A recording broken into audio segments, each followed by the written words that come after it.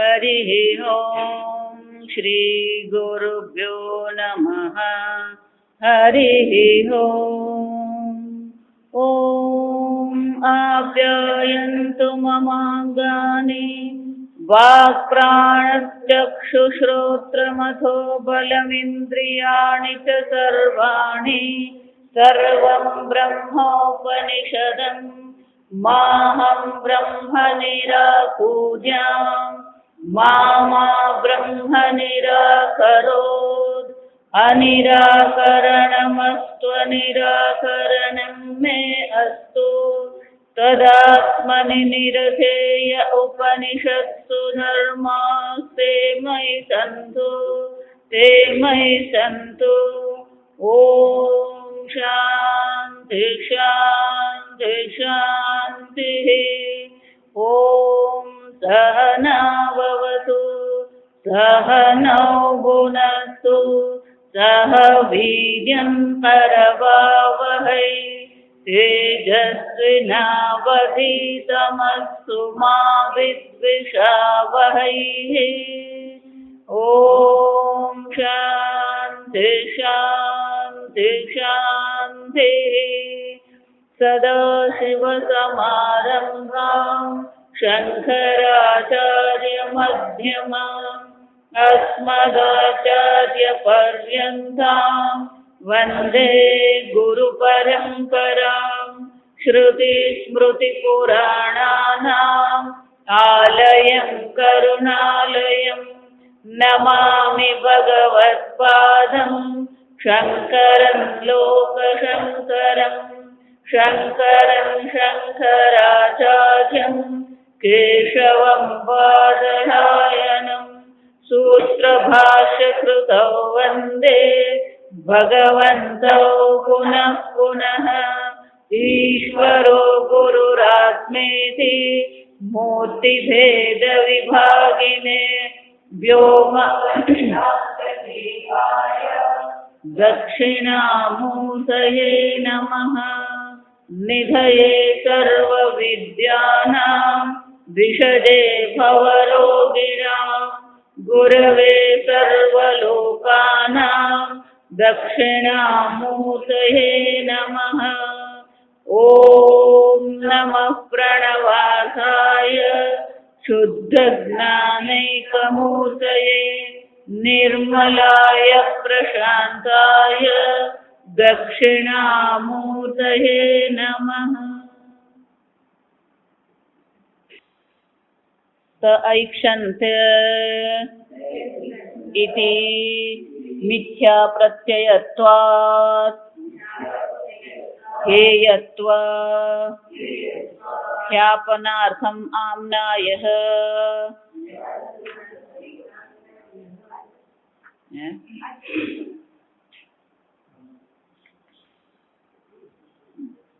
પાના નંબર 116 બે જ વાક્યમાં પૂરું 3 થી 10 તદ્વિજ્ઞાનાય અગ્નિમ અબ્રુવન તૃણનિધાને અયમ અભિપ્રાયઃ અત્યંત સંભાવિતયોઃ અગ્નિમારુતયોઃ તૃણદહન મળ્યું ને તૃણદહન આદાન અશક્ય આત્મસંભાવના ચાતિતા ભવેત ઇતિ।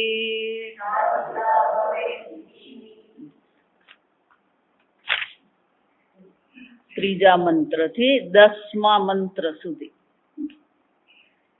વાક્ય ભાષામાં શંકરાચાર્યજી બહુ સંક્ષેપમાં કહે છે કે આ આખ્યાયિકા દ્વારા આપણને શું કહેવામાં આવે કે અગ્નિ અને વાયુ તદ વિજ્ઞાનાય અગ્નિમ અબ્રુવન આ અગ્નિને કહેવામાં આવ્યું એ જ પ્રકારથી વાયુને પણ કહેવામાં આવ્યું કે તું જાણી લાવ આ યક્ષ કોણ છે। તો જ્યારે અગ્નિ અને વાયુ એ યક્ષ પાસે ગયા ત્યારે યક્ષે શું કર્યું તૃણ નિધાને અયમ અભિપ્રાય, આ તૃણ એમની સામે મૂકી દીધું. અને આ પરમાત્મા એ શું અભિપ્રાય, એટલે કે પરમાત્મા આ તૃણ મૂકીને શું કહેવા માંગે છે, એનો શું અભિપ્રાય છે, કેમ એમણે આ તૃણ મૂક્યું? અગ્નિને આ તૃણ બાળવાનું કીધું, વાયુને આ તૃણ ગ્રહણ કરવાનું કીધું, તો કે એનો અભિપ્રાય શું છે? એટલે શંકરાચાર્યજી કહે છે અત્યંત સંભાવિતયો અગ્નિ મારુતયો. આ અગ્નિ અને મારુત એટલે કે વાયુના મનમાં શું હતું? આત્મસંભાવિતા. જો આત્મસંભાવિતા એટલે કે પોતાના વિશે એક મહાન અભિપ્રાય હતો. મારા જેવો બળવાન કોણ, મારો જેવો શક્તિશાળી કોણ? આમ પોતાના વિશે જે એક પોતાને અત્યંત પ્રતિષ્ઠિત, અત્યંત બલવાન એવું માનતા હતા. પણ દરેક પ્રકારનું બળ, દરેક પ્રકારનું જ્ઞાન આ સર્વ પરમાત્મા માત્ર છે. જો એટલે હું વારંવાર કહું કે આ 4 ભગવાનના વાક્યો આપણે ગીતાના યાદ રાખીએ ને તો ક્યાંય અભિમાન રહે જ નહીં. ભગવાન કહે છે બલમ બલવતામસ્મિ, બળવાનોનું બળ હું છું. બુદ્ધિમ બુદ્ધિમતામસ્મિ, આ બુદ્ધિશાળીઓનું બુદ્ધિ પણ હું જ છું.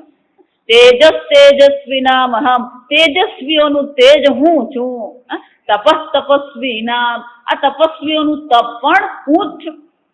આમ અભિમાન કરવું હોય તો તપ માટે કરીએ, બળ માટે કરીએ, તેજસ્વીતા માટે કરીએ, બુદ્ધિ માટે કરીએ, ધન માટે કરીએ, પણ આ બધી વસ્તુ કોની છે? પરમાત્માની જ છે. એટલે શંકરાચાર્યજી સંક્ષેપમાં કહે છે કે આ પ્રકારથી તૃણ એમની સામે મૂકીને અભિપ્રાય શું હતો કે એમને પોતાના વિશે, જે પોતાના સામર્થ્ય વિશે, બળ વિશે, જ્ઞાન વિશે જે અભિમાન હતું, મારુતયો તૃણ દહન આદાન, તૃણને લેવું અને પોતાના હાથમાં પકડવું અથવા તૃણને બાળી નાખવું, તો શું થયું? અશક્તિ આત્મ સંભાવના સાતિતા. અશક્તિ એ બંને જણા શું છે? કરી શક્યા જ નહીં. અગ્નિ તૃણને બાળી શક્યો નહીં અને વાયુ તૃણને ગ્રહણ કરી હલાવી શક્યો નહીં. આપણી ભાષામાં કહીએ તો શું છે? એ એક જરા દોરા જેટલું એ તૃણને હલાવી શક્યો નહીં. અને આના દ્વારા શું કરવામાં આવ્યું? આત્મ સંભાવના શાતિતા. શાતિતા એટલે નાશ કરી નાખ્યો. આમ અગ્નિ અને વાયુનો જે અભિમાન હતું એ ભગવાને અભિમાન તોડી નાખ્યું. આમ અગ્નિ અને વાયુ તો પાછા આવી ગયા અને બંને જણાએ કબૂલ કરી દીધું આ યક્ષ કોણ છે અમને સમજાતું નથી. જ્યારે અગ્નિ અને વાયુએ પોતાનું અસામર્થ્ય પ્રગટ કર્યું, હવે ઇન્દ્ર શું કરે છે? એટલે હવે આ 11મો મંત્ર છે. અથ ઇન્દ્રમ અબ્રુવન મઘવન એતદ વિજાનેહિ કિમ એતત યક્ષમ ઇતિ તથા ઇતિ તદ અભ્યદ્રવત તસ્માत् તિરોદધે તસ્મિन् એવ આકાશે પ્રિયમ અજગામા બહુશોભામાનં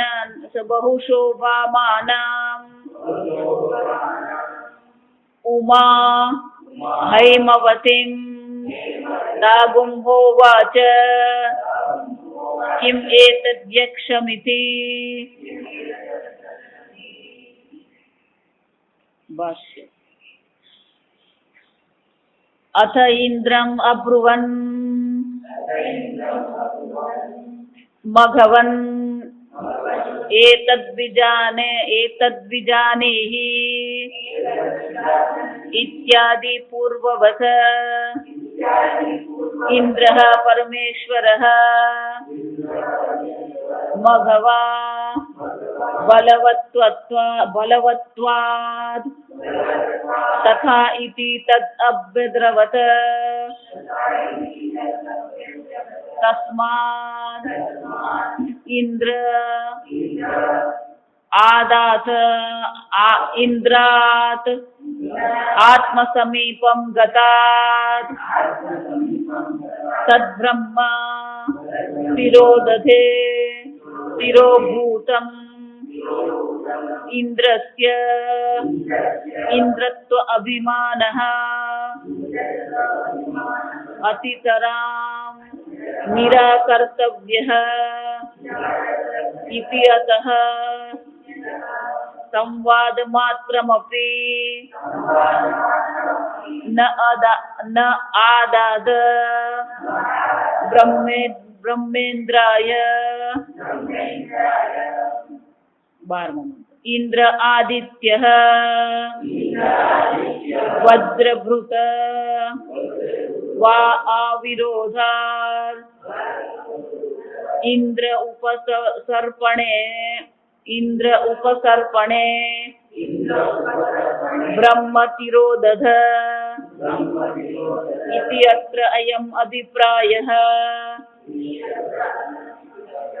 इंद्रः अहम् इति अधिकतमः अभिमानः अस्य सोऽहम् अज्ञादिभिः प्राप्तम् यक्षम् यस्मिन् आकाशे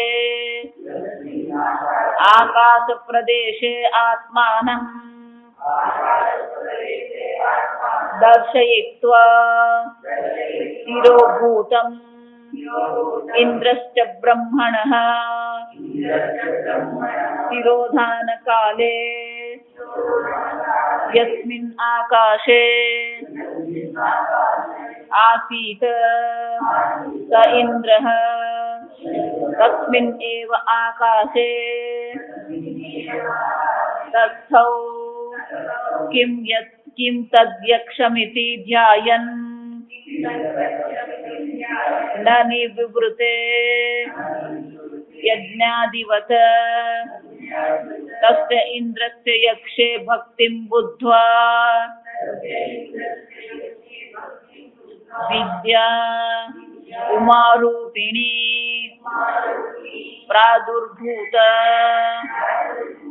स्त्रीरूपा स इन्द्रः ताम् उमां बहुशोभमानाम् सर्वेषां हि शोभमानानां शोभनतमा विद्या तदा बहुशोभमान इति विशेषणम् उपपन्नं भवति। हेमवतीं हेमकृत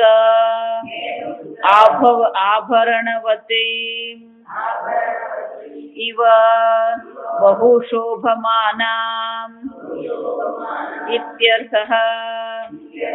अथवा उमा एव हिमवतः दुहिता हैमवती नित्यम् एव सर्वज्ञेन ईश्वरेण सह वर्तते इति ज्ञातुं समर्थ इति उक्त्वा ताम् उपजगाम इन्द्रः। उमां किल उवाच प्रपच्छ पप्रच्छ ब्रूहि किम् एतत् दर्शयित्वा किम् एतत् दर्शयित्वा तिरोभूतं यक्षम् इति।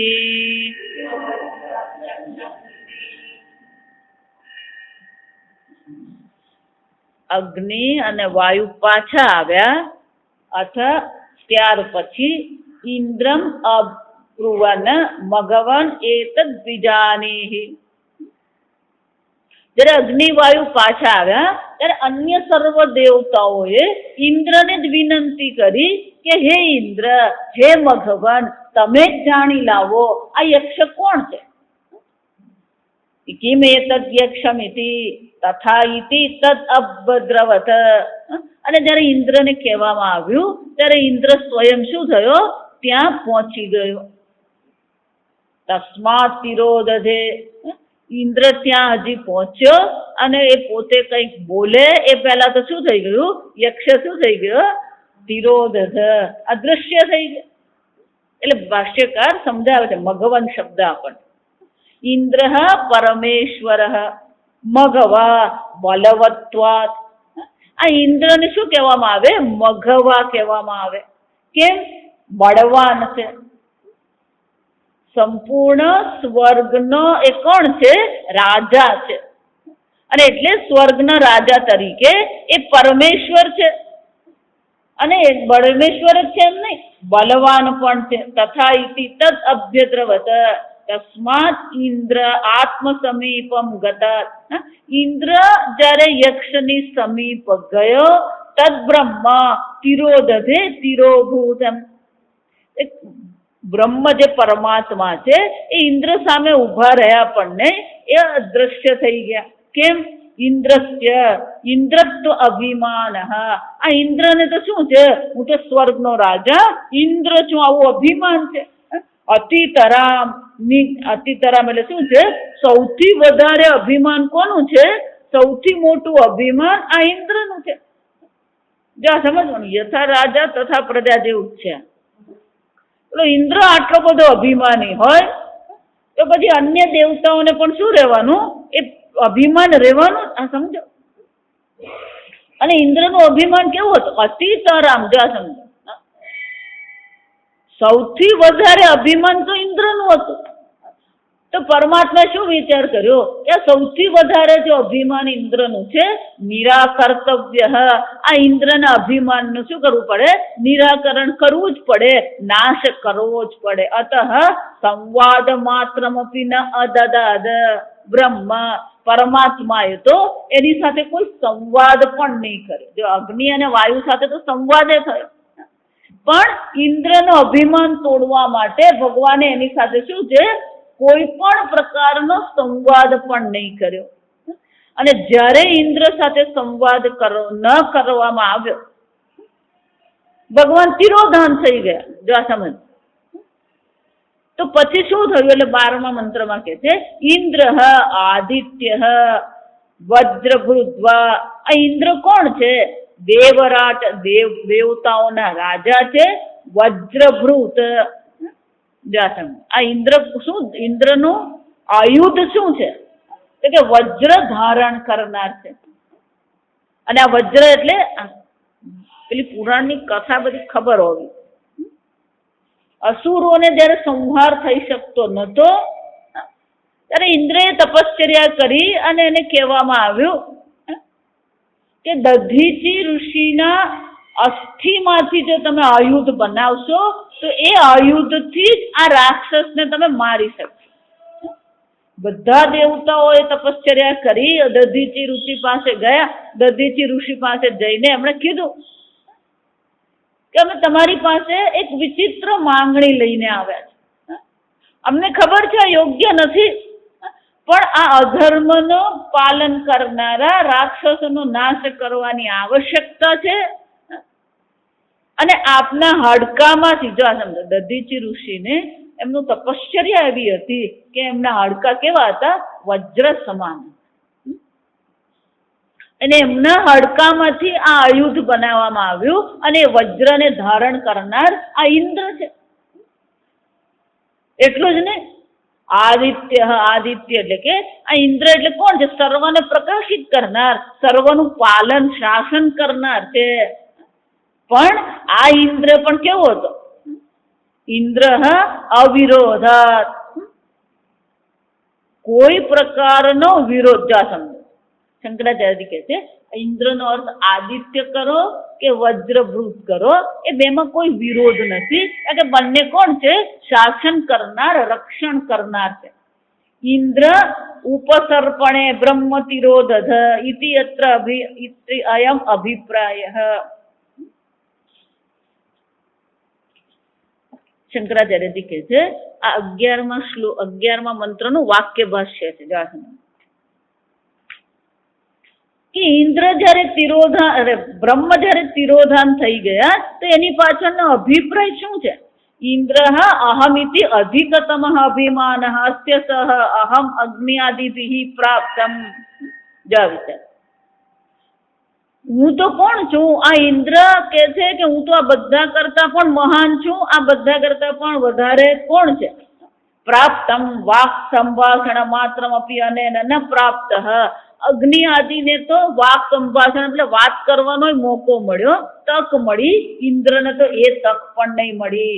ન પ્રાપ્ત અસ્મિતિ અભિમાનમ કથમ નામ જખ્યાદિતિ. અને આવું જયારે કરવામાં આવે તો કોણ અભિમાન નહીં છોડે? આપણા અનુભવ આપણને શાના માટે? આપણું અભિમાન છોડાવવા માટે. જો આવી છે, નાની નાની વાતમાં આપણે અભિમાન કરતા હોય. આ છોકરાઓને પણ આપણે અભિમાન જ કરાવતા હોઈએ.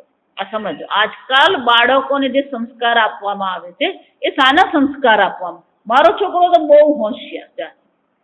કોનો છોકરો હોશિયાર નથી? મને કહો. જો વિચાર, આપણે બાળકની પ્રશંસા કરીને શું કરી રહ્યા છે? એનું અભિમાન જ વધારી રહ્યા છે. આ સમજો. અને જો એનું અભિમાન તમે વધારી દીધું અને પછી એ જયારે, જો હમણાં કેટલાક બાળકોને આવું થતું જ હોય, પેલો 12માં 80-90% લાવતા હોય એટલે એ બાળકોને શું લાગે, અમારે જેવો હોશિયાર કોણ? પણ જયારે કોલેજમાં જાય ત્યારે શું થાય? શેરને માથે પેલો સવાશેર હોય જ. અને એ બધા બાળકોને પછી શું થતું હોય? પેલો અહંકાર પર એવા ઠેસ લાગે ને એ લોકોને. અચ્છા, બાળકો કેમ ડિપ્રેશનમાં જાય? 11માં 12માં પછી કોલેજમાં જતા બાળકો ડિપ્રેશનમાં કેમ જાય? કારણ કે મા બાપે એને એટલું બધું અભિમાન કરે, મારો છોકરો બહુ રૂપાળો, મારો છોકરો બહુ ડાયો, મારો છોકરો. એટલે પછી જયારે કોલેજમાં જાય ને ત્યારે એના સમાન જ બધા મળે ત્યારે એને શું લાગે? પોતાના વિશેની એક અલ્પતાની ભાવના એના મનમાં પ્રગટ થાય. એ અલ્પતાની ભાવના જ પછી એનામાં શું કરે છે? આ હતાશા, નિરાશા લાવે. જો આ સમજો, વિચારવા ને. આમ અગ્નિને પણ અભિમાન. કેમ? આ બધા કરતા હું કોણ છું? હું તો સર્વથી મહાન છું. અજ્ઞાદિભિઃ. અને એનું જો આવું મહાન અભિમાન તોડવું હોય તો પરમાત્માજી શું કરવું પડે? પ્રાપ્તમ વાક સંવાદ. અગ્નિ આદિ સાથે તો વાણીનો સંવાદ પણ થયો, પણ ઇન્દ્ર સાથે તો શું કર્યું? ન પ્રાપ્ત અસ્મિતિ અભિમાનમ કથમ નામ ન જખ્યાત. અને આ પ્રકારથી જયારે ઇન્દ્રને સાથે સંભાષણ પણ જયારે નહીં કર્યું તો કોણ પોતાનું અભિમાન નહીં છોડે? જાત કથમ ન નામ જખ્યાદિતિ તદ અનુગ્રહાય એવ અંતર્હિતમ તદ બ્રહ્મ બભૂવ. આમ ઇન્દ્રના અભિમાનને છોડાવવા માટે થઈને જ આ પરમાત્મા શું કર્યું? ત્યાં આગળથી અંતર્ધ્યાન થઈ ગયા. પણ જ્યારે ભગવાન અંતર્ધ્યાન થયા ત્યારે શું થયું? એટલે 12મા મંત્રનું પદભાસ. તદ્યક્ષમ યસ્મિનાકાશે આકાશ પ્રદેશે આત્માનમ દર્શયિત્વા તિરોભૂતમ ઇન્દ્રશ્ચ બ્રહ્મણઃ તિરોધાન કાલે યસ્મિનાકાશે આસીત. જો સમજ, અગ્નિ અને વાયુ પાછા આવ્યા. જો સમજ, એટલે એનો અર્થ શું થયો? બે વસ્તુ છે. આ સમજ, ઇન્દ્ર જયારે ગયો અને પરમાત્મા તિરોધાન અંતર્ધાન થઈ ગયા. ઇન્દ્ર સાત્વિક છે, અભિમાની છે, પણ સ્વભાવથી કેવો છે? સાત્વિક છે. એટલે પાછો નહીં આવ્યો. જો આ સમજો, અગ્નિ અને વાયુઓ તો શું કર્યું? એનો અર્થ આપણે ગુજરાતી ભાષામાં શું કહેવાય? હાથ ઊંચા કરી દીધા. આ તો મારાથી થાય જ નહીં. જા, આ લોકોને હું આ એક્શન અમે નહીં ઓળખી શકીએ. જા, આમ એમણે શું કરી દીધું? પોતાની હાર કબૂલ કરી દીધી. જો હમણાં જ એક બેન મને, પણ મારાથી તો ખાવાનું સરખું બનાવાતું જ નથી. જા, પણ તું બનાવ. પણ એ તો બનતું જ નથી. બનતું જ નથી એમ કહી દીધું. એનો અર્થ શું થયો? પણ તું પ્રયત્ન તો કર. જા, મેં તું લગ્નને કેટલા વર્ષ થયા? કે 1.5 વર્ષ થયું. જા, 1.5 વર્ષ થયું નથી, ખાવાનું સરખું નથી બનતું. એમાં તો એને ડિક્લેર કરી દીધું. શું છે? મારાથી ખાવાનું સારું બનતું. આ વિચાર, એનો અર્થ શું છે?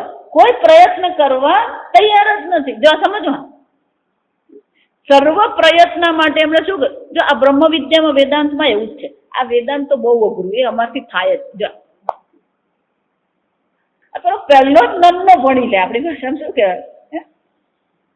નહીં, ઇન્દ્ર ને અગ્નિ અને વાયુએ તો શું કરી દીધું? પોતાની અશક્તિ પ્રગટ તો કરી, પણ અમે જાણી શકીએ એમ નથી એમ કરીને એ પાછા આવી ગયા. જો પણ ઇન્દ્ર પાછો આવ્યો ને, જો સમજો, ન નિવૃત્ત, એ પાછો ફર્યો ને. જે આકાશમાં યક્ષના દર્શન થયા હતા, જો સમજો, યસ્મિન આકાશ તસ્મિનેવ, જે વખતે તિરોધાન કાલ, જ્યાં પરમાત્માજી અંતર ધ્યાન થઈ ગયા અને જે આકાશમાં એને એ પરમાત્માના દર્શન થયા હતા, ત્યાં જ એ જ આકાશમાં એને શું કર્યું? યસ્મિન આકાશે આશિત યક્ષમ, જે આકાશમાં યક્ષ હતો, સહ ઇન્દ્ર તસ્મિન એવ આકાશે તસ્થૌ, ઇન્દ્ર ત્યાં જ બેસી ગયો.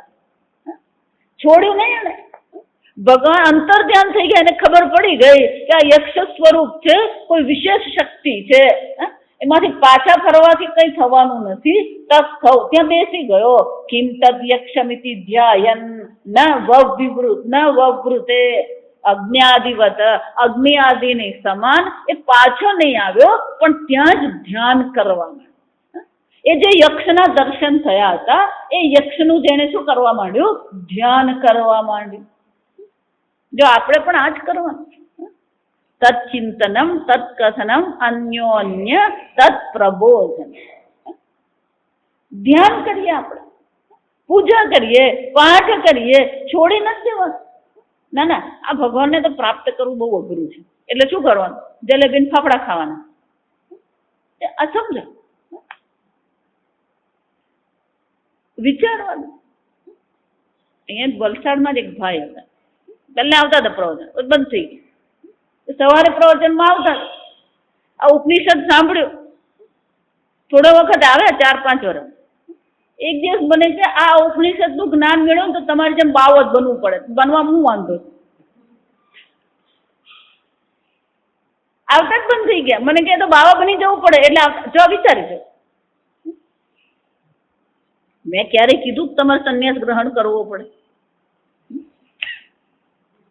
એમણે જ પોતે નિર્ણય કરી લીધો કે ઉપનિષદ જ્ઞાન મેળવવું હોય તો પછી સંન્યાસ લેવો જ પડે, આ બધું ભોગ છોડી દેવા પડે, અને એટલે આવવાનું પણ કરે. જો સમજો, એવા તો કેટલાય છે આ સમજ, કેટલાય આવ્યા, શું છે, કેટલાય ગયા. વિચાર, નિષ્ઠા નથી આપણે. એક વાર નક્કી કર્યું કેમ યક્ષમિતિ, આ યક્ષ કોણ છે એને મારે જાણવું છે, તો જાણવા માટેનો પ્રયત્ન શરૂ કર્યા પછી શું છે, પાછું વળવાનું જ નથી. ઇન્દ્ર શું છે, ત્યાં જ બેસી ગયો ધ્યાન કરવા. તદ ઇન્દ્રસ્ય યક્ષે ભક્તિ બુદ્ધવા, અને ઇન્દ્રની આ યક્ષ પ્રત્યેની જે ભક્તિ છે, જે શરણાગતિ છે, એ શરણાગતિને જાણીને સમજીને શું કર્યું?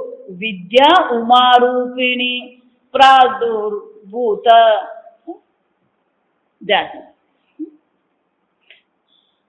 પરમાત્મા પ્રગટ નહીં થયા, જ્યાં સમજ. કોણ પ્રગટ થયું? ઉમા. વિદ્યા ઉમારૂપિણી વિદ્યા પ્રાદુહુ અભૂત. ઉમારૂપી વિદ્યા ત્યાં પ્રગટ થઈ.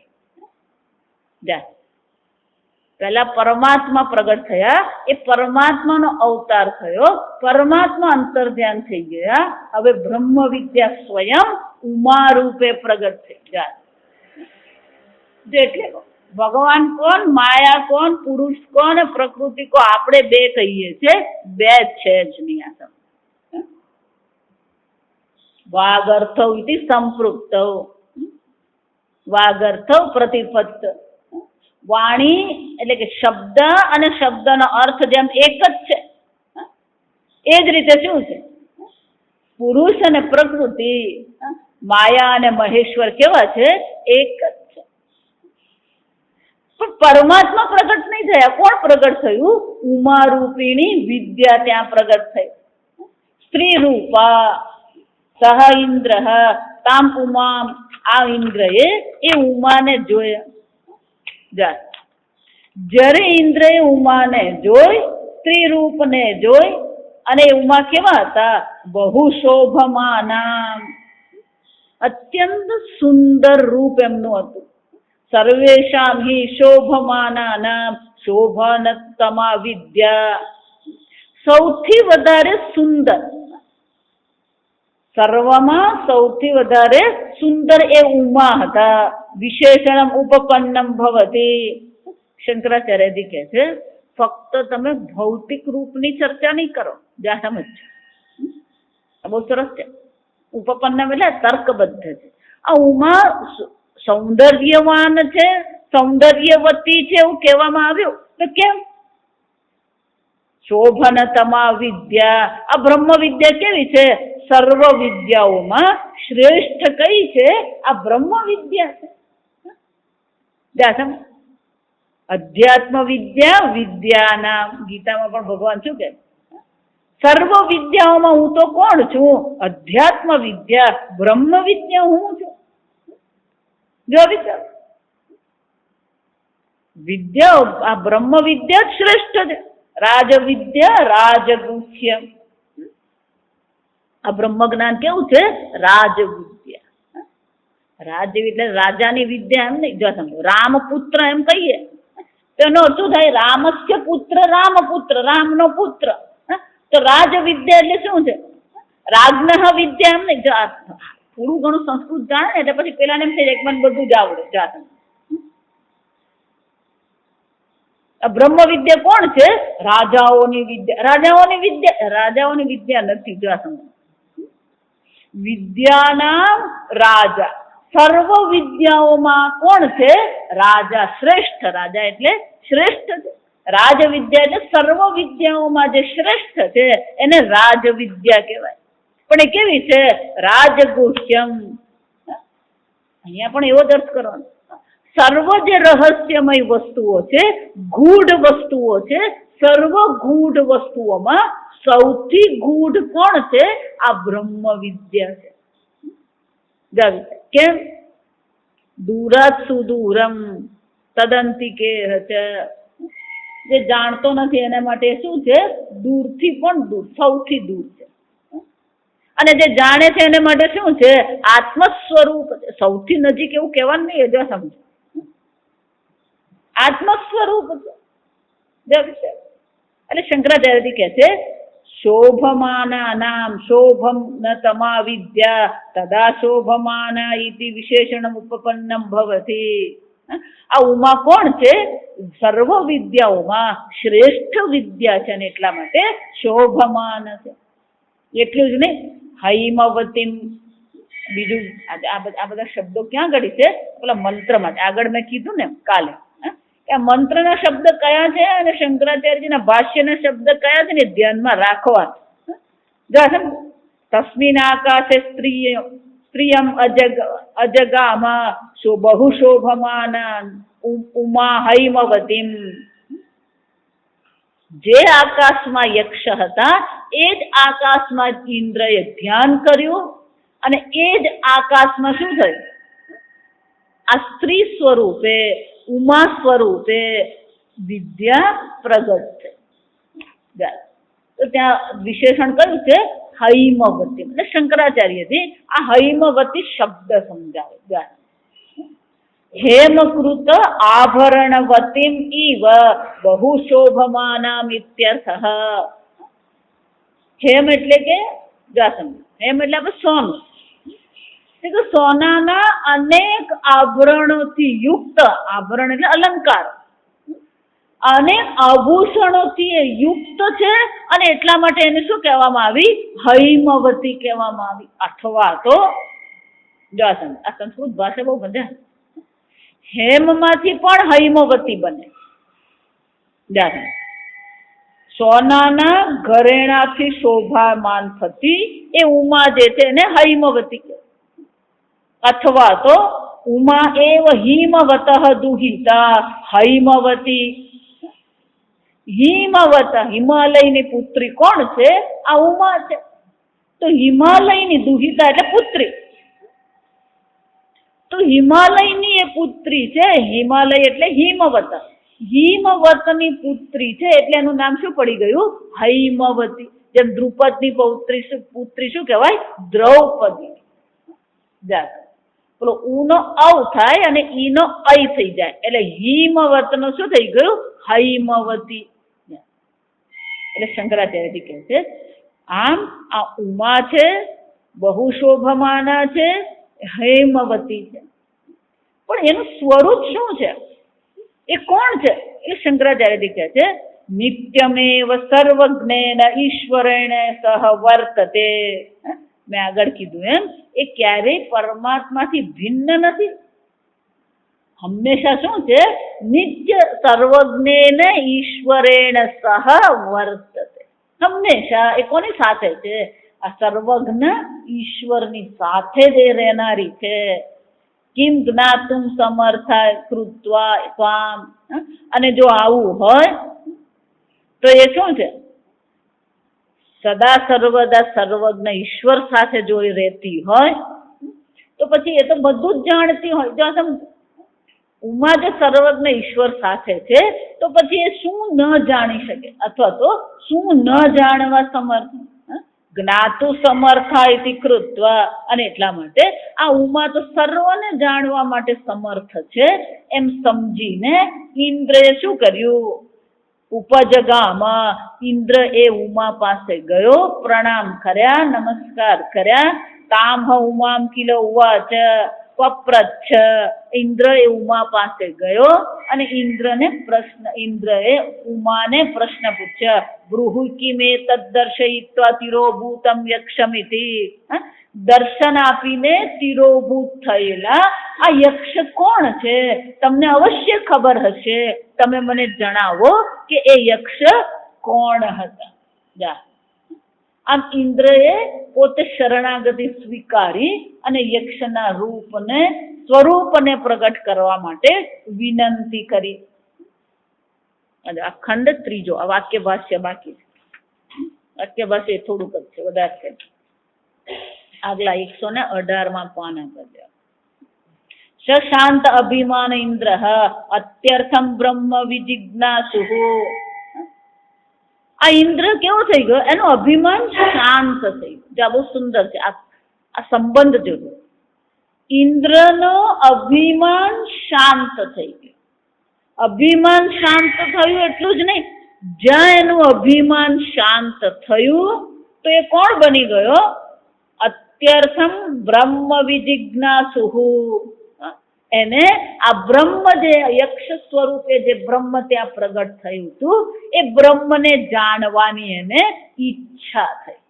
જ્યાં સુધી અહંકાર છે ત્યાં સુધી પરમાત્માને જાણવાની ઈચ્છા થતી નથી. કે પોતાને જ પરમેશ્વર માનતો હોય. મારા જેવું ધન કોણ કમાણી કરે? જાત જાતના અભિમાન લોકોને હોય અને અભિમાનમાં એવા રાજતા હોય કે એ લોકોને પછી આ પરમાત્માને જાણવું, પરમાત્માને સમજવું, પરમાત્માની ભક્તિ કરવી એ લોકોને માટે શક્ય જ નથી. એમાં જો 5 જણા સાહેબ કરતા હોય, 5 જણા સાહેબ કરતા હોય પેલો બાપડો એમ જ માનતો મારા જેવો બીજો કોણ? એને એ ખબર નથી કે એના 60 પૂરા થાય ત્યારે રિટાયર થઈને બેંક એને કાઢી મૂકવાની. કાઢી મૂકેલો જ કહેવાય. પેલા લોકો શું કરે? અમારા સાહેબ નિવૃત્ત થયા એની પાર્ટી. તું નિવૃત્ત થાય એમાં પાર્ટી આપવાની હોય નહીં, રડવાનું હોય. તમે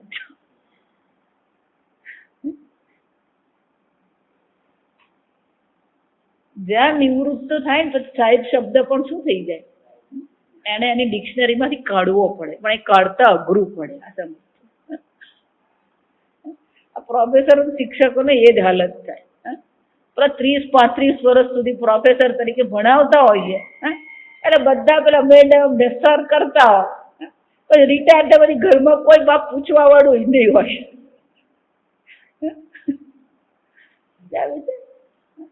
ઇન્દ્રનું પણ એ જ છે. ક્યાં સુધી ઇન્દ્ર? નિત્ય ઇન્દ્ર છે.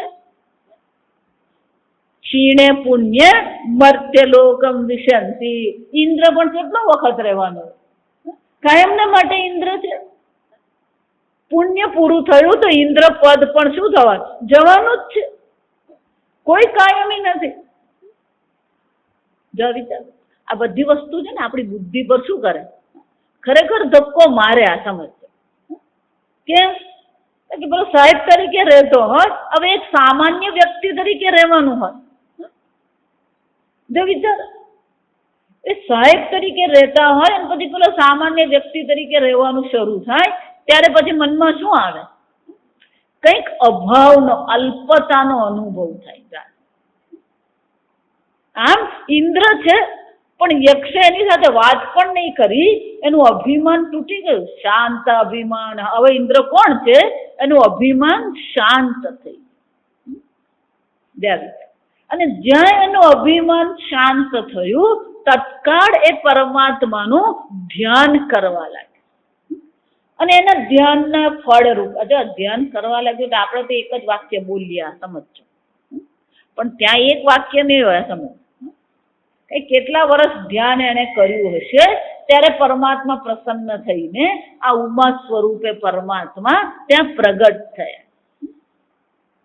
જો આવી તો આ તૈત્તરીય ઉપનિષદમાં એવું છે, સતપો તપ્યત સતપસ્તપ્ત્વા. એને પેલા જો આવી તો ભૃગુર્વૈ વારુણિ. આ ભૃગુ ઋષિ એ કોણ હતા? વરુણના પુત્ર. પિતરમ ઉપસસાર વરુણમ. એ ભૃગુ ઋષિ પહેલા જયારે નાના હતા, બાળક હતા, યુવાન હતા, ત્યારે પોતાના પિતા પાસે ગયા. આ બ્રહ્મ વિદ્યાની માંગણી કરી. બ્રહ્મ વિદ્યાની માંગણીમાં પિતાજીએ કીધું તપશ્ચર્યા કર. બે વાક્યમાં પતાવી દીધું. સતપો તપત અતપદ. એને તપશ્ચર્યા કરી. સતપસ્તપ્ત્વા. આ તપશ્ચર્યા કરીને પાછો આવ્યો. એટલે આપણે તો બે વાક્યમાં જ પતાવી દીધું. ત્યાં બે વાક્ય છે. કેટલાય વર્ષો સુધી એ ભૃગુ શું કર્યું? તપશ્ચર્યા. અને એક વાર નહીં, પેલો 5 વાર મોકલ્યો બાપાએ. આપણી ભાષામાં શું કહેવાય? બાપ. આવું કરાવે ને તો પછી પિતાજી બાપા બની જાય. વાલા લાગે ત્યારે પિતાજી કહેવાય. તો પછી અઘરું કામ કરાવે ત્યારે પછી શું થઈ જાય? આ બાપા માનતા જ નથી. જો આમ તો પપ્પા કહેતો હોય, પણ જયારે નહીં માને ત્યારે કયો શબ્દ આવી જાય? બાપા માનતા જ નથી. એટલે ઇન્દ્રને પણ શું થયું? આ ઇન્દ્ર ને બીજો ઇન્દ્ર. દરેક કલ્પમાં નવો ઇન્દ્ર હોય. અત્યારે આ ઇન્દ્રની ચર્ચા છે. બૃહદારણ્યક ઉપનિષદમાં અન્ય કલ્પના, અન્ય ઇન્દ્ર જીવની કલ્પના છે. ત્યાં એ ઇન્દ્રએ શું કર્યું? એ બ્રહ્માજી પાસે ગયો. 5 વાર બ્રહ્માજી એને શું કર્યો? પાછો મોકલ્યો. વિચાર. અને એને જો 100 વર્ષ તપશ્ચર્યા કરી હોય તો ઇન્દ્રના 12 વર્ષ, એટલે મનુષ્યના 12 વર્ષ, એ ઇન્દ્રનું 1 વર્ષ થાય. અને એવા જો 100 વર્ષ એને કર્યું હોય તો કેટલા વર્ષ છે આપણા? 1200 વર્ષ તપશ્ચર્યા કરી કે જો. એટલું વારંવાર તમે ક્યાંય પણ ખોલો ને, એ 1000 વર્ષથી ઓછી તપશ્ચર્યા બતાવતા જ નથી. 100 વર્ષ, 1000 વર્ષ. અને કેટલાક પુરાણ તો 10,000 એવું કરી દે. આ દેવી પુરાણ વાંચો ને તો તમને ખબર પડે. પેલા અસુરે 10,000 વર્ષ તપશ્ચર્યા કરી. બ્રહ્માજી પ્રગટ થયા. બ્રહ્માજીએ વરદાન આપ્યું. આમ ઇન્દ્રએ ધ્યાન કર્યું અને ઉમાદેવી પ્રગટ થયા. પણ એની વચ્ચે કાળનું શું છે? બહુ લાંબુ અંતર છે. આપણે 2 વાક્યમાં પૂરું કરીએ. કેમ? આ પ્રકારથી દીર્ઘકાળ પર્યંત જ્યારે ધ્યાન કરવામાં આવે ત્યારે જ અહંકાર શું થાય છે? શાંત થઈ.